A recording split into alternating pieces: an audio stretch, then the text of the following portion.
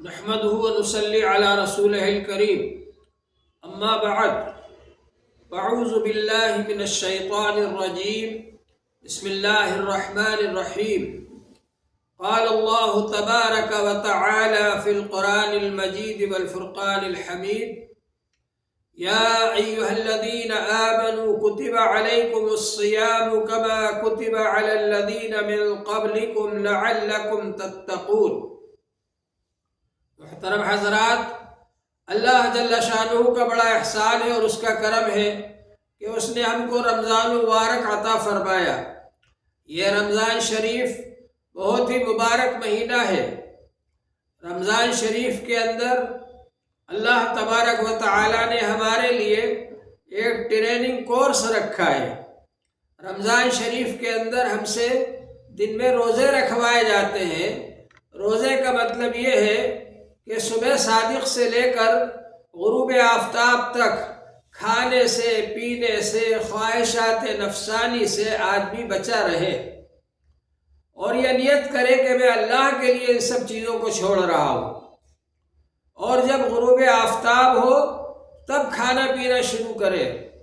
اللہ تبارک و تعالی نے منع کر دیا تو رک گئے، اور اللہ تعالی نے اجازت دے دی تو کھانا پینا شروع کر دیا۔ اس کا نام روزہ ہے۔ حضور پاک صلی اللہ علیہ وسلم نے ارشاد فرمایا ہے، من صام رمضان ایمانا واحتسابا غفر له ما تقدم من ذنبہ۔ جس نے رمضان شریف کے روزے رکھے ایمان کے ساتھ اور اخلاص کے ساتھ، احتساب کے ساتھ، اس کے پچھلے گناہ معاف ہو جائیں گے۔ ومن قام رمضان ایمانا واحتسابا غفر له ما تقدم من ذنبہ۔ اور جس نے رمضان شریف کے رات میں عبادت کی، تراویح پڑھی ایمان کے ساتھ اور اخلاص کے ساتھ اور احتساب کے ساتھ، ثواب کی نیت سے، اس کے پچھلے گناہ معاف کر دیے جائیں گے۔ حضور پاک صلی اللہ علیہ وسلم نے ہم کو روزے کا طریقہ بتلایا اور یہ ارشاد فرمایا، الصیام جنۃ، روزے ڈھال ہے، گناہوں سے بچنے کے لیے ڈھال ہے۔ جس طرح سے دشمن سے بچنے کے لیے ڈھال کو استعمال کیا جاتا ہے، اس طرح شیطانی حملوں سے اور نفسانی فریب سے بچنے کے لیے اور گناہوں سے بچنے کے لیے روزے ڈھال ہے۔ اور حضور پاک صلی اللہ علیہ وسلم نے روزے کے متعلق یہ فرمایا کہ جو شخص روزہ رکھے اور روزے میں بھی گناہوں کا کام کرے تو اس کے بھوکا پیاسا رہنے کا کوئی مطلب نہیں۔ حضور پاک صلی اللہ علیہ وسلم نے فرمایا کہ جو شخص روزہ رکھے اور بے حیائی کے کام کو نہ چھوڑے اور برے کاموں کو نہ چھوڑے تو اس کا روزہ رکھنا اور نہ رکھنا یہ برابر ہے۔ من لم يدع قول الزور والعمل به فليس لله حاجة في أن يدع طعامه وشرابه۔ جو شخص روزہ رکھ کر بھی جھوٹی باتوں کو نہ چھوڑے، بری باتوں کو نہ چھوڑے اور برے کاموں کو نہ چھوڑے تو اللہ تعالیٰ کو اس کے بھوکا پیاسا رہنے کی کوئی ضرورت نہیں۔ روزہ رکھنے کا مقصد تو یہ ہے کہ آدمی گناہوں سے بچے، آدمی برائیوں سے بچے، آدمی ہر اس کام سے بچے جو اللہ تعالیٰ کو ناپسند ہے۔ اللہ جل شانہ نے ہم سے روزہ اس لیے رکھوایا تاکہ ہم گناہوں سے بچنے والے بن جائیں۔ گناہوں سے بچنے کی ٹریننگ دینے کے لیے روزہ رکھوایا جاتا ہے، اس لیے کہ روزے کی حالت میں حلال مال جو اپنا مال ہے اس کے کھانے سے بھی منع کر دیا گیا۔ روزے کی حالت میں حلال بیوی جو اپنی بیوی ہے اس سے فائدہ حاصل کرنے سے بھی منع کر دیا گیا۔ تو اس کی اجازت کیسے ہو سکتی ہے کہ آدمی حرام کام کرے، گناہ کا کام کرے روزے کی حالت کے اندر؟ وہ تو بہرحال منع ہی ہے، بغیر روزے کے بھی منع ہے اور روزے کی حالت میں اور زیادہ منع ہے۔ بلکہ روزہ اس لیے رکھوایا جاتا ہے تاکہ آدمی کو عادت ہو جائے، اور جب وہ اچھے کاموں سے، حلال کاموں سے، جائز کاموں سے بچ رہا ہے اللہ کے حکم سے روزے میں، تو وہ ناجائز کاموں سے بھی بچنے والا بن جائے، ناجائز کاموں کو بھی چھوڑنے والا بن جائے، اس لیے روزہ رکھوایا جاتا ہے۔ تو حضور پاک صلی اللہ علیہ وسلم نے یہ بات ارشاد فرمائی ہمارے لیے، اور یہ فرمایا کہ روزہ جو ہے وہ تقوی کی ٹریننگ کے لیے ہے۔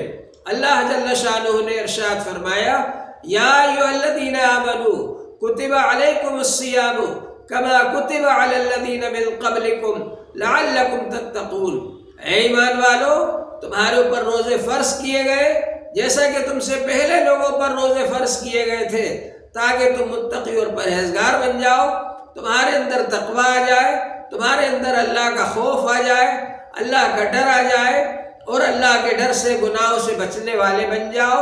اس مقصد کے لیے تم سے روزہ رکھوایا جا رہا ہے۔ حضور پاک صلی اللہ علیہ وسلم نے ارشاد فرمایا ہے کہ لا يكون العبد تقيا حتى يحاسب نفسه كما يحاسب شريكه من أين مطعمه ملبسه۔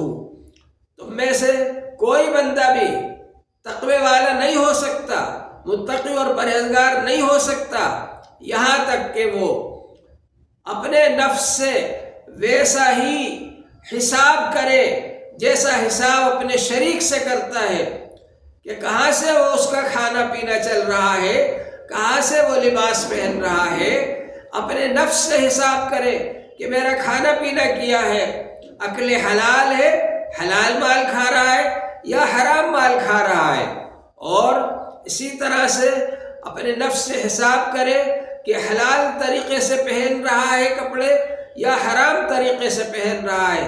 جس طرح سے وہ اپنے شریک سے، پارٹنر سے حساب کرتا ہے تجارت کے اندر، پارٹنری کے اندر، اس طرح سے اپنے نفس سے حساب کرے، تب جا کر کے آدمی متقی اور پرہیزگار بنے گا۔ حضرت عمر رضی اللہ تعالیٰ عنہ نے دریافت کیا ابی بن کعب رضی اللہ تعالیٰ عنہ سے، اور یہ پوچھا کہ تقویٰ کیا ہے؟ تو حضرت ابی بن کعب رضی اللہ عنہ نے فرمایا اے امیر المومنین، کبھی کانٹے دار راستے پر آپ کا گزر ہوا ہے؟ تو انہوں نے کہا جی ہاں ہوا ہے۔ تو آپ نے فرمایا کہ جو شخص کانٹے دار راستے پر گزرتا ہے کیسے گزرتا ہے؟ حضرت عمر رضی اللہ عنہ نے کہا کہ اپنے کپڑے کو سمیٹ کر گزرتا ہے تاکہ اس کے کپڑے کانٹوں میں نہ الجھ جائے۔ تو ابی بن کعب رضی اللہ عنہ نے فرمایا کہ دنیا سے آدمی اسی طرح گناہوں سے بچ کر اور برائیوں سے بچ کر گزر جائے کہ اس کا دامن گناہوں میں اور برائیوں میں آلودہ نہ ہو، اسی کا نام تقویٰ ہے۔ اور حضور پاک صلی اللہ علیہ وسلم نے فرمایا اتق اللہ تکن اعبد الناس، اللہ سے ڈرنے والے بن جاؤ، سب سے زیادہ عبادت گزار بن جاؤ گے۔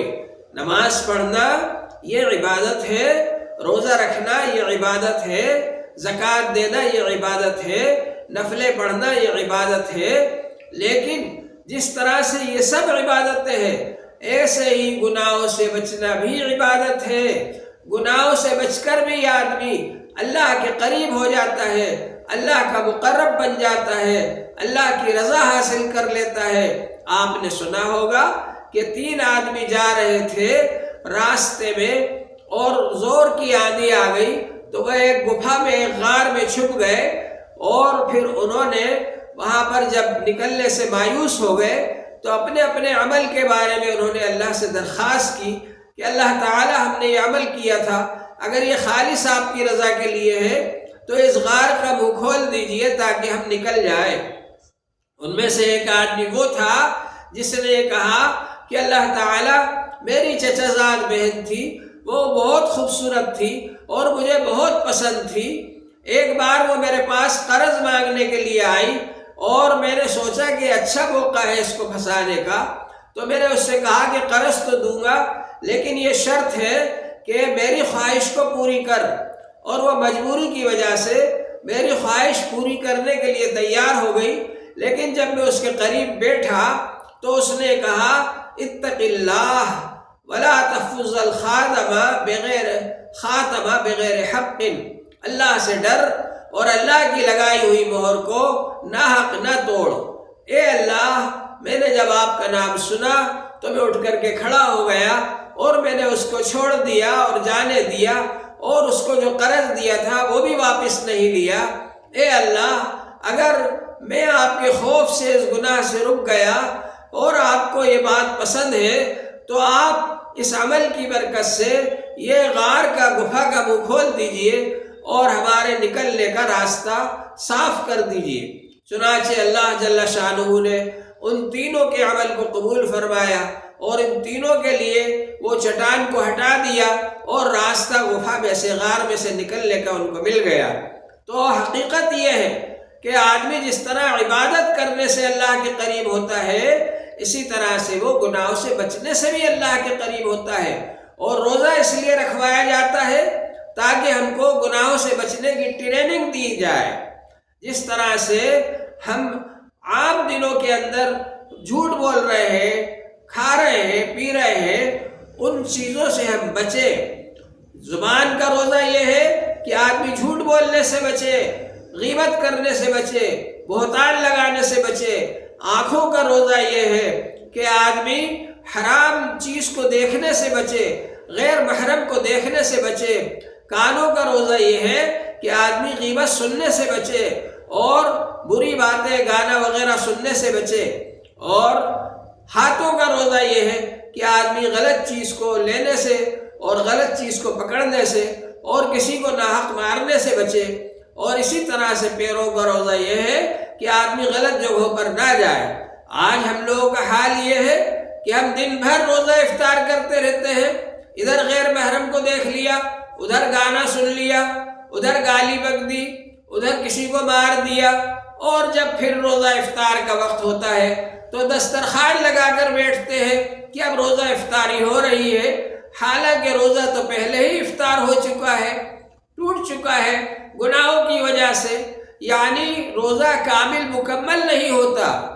روزہ حقیقت میں تو ظاہری صورت روزے کی یہ ہے کہ آدمی کھانے سے بچے، پینے سے بچے اور ہم بستری سے بچے۔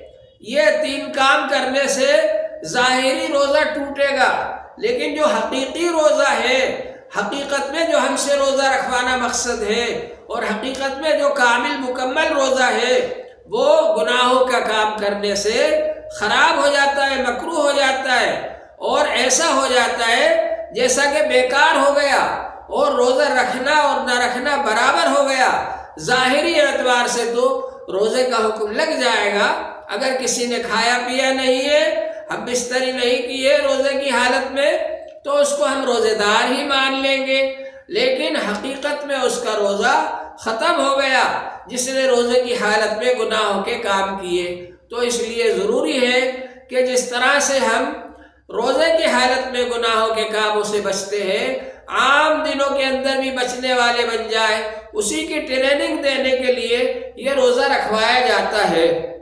جس طرح سے ہم روزے کی حالت میں کھانے سے بچتے ہیں، پینے سے بچتے ہیں، کوئی کمزور سے کمزور ایمان والا بھی روزے کی حالت میں تنہا ہوتا ہے جب بھی نہیں کھاتا، کمزور سے کمزور ایمان والا بھی جب تنہا ہوتا ہے تب وہ پانی نہیں پیتا۔ اسی طرح سے ہم لوگ عام دنوں کے اندر بھی گناہوں سے بچنے والے بن جائیں اور تنہائی میں بھی اور سب کے سامنے بھی ہر قسم کے گناہوں سے رک جائیں۔ اسی کی ٹریننگ دینے کے لیے روزہ رکھوایا جاتا ہے۔ اللہ جل شانہ ہم سب کو عمل کی توفیق عطا فرمائے۔ وآخر دعوانا الحمد للہ رب العالمین۔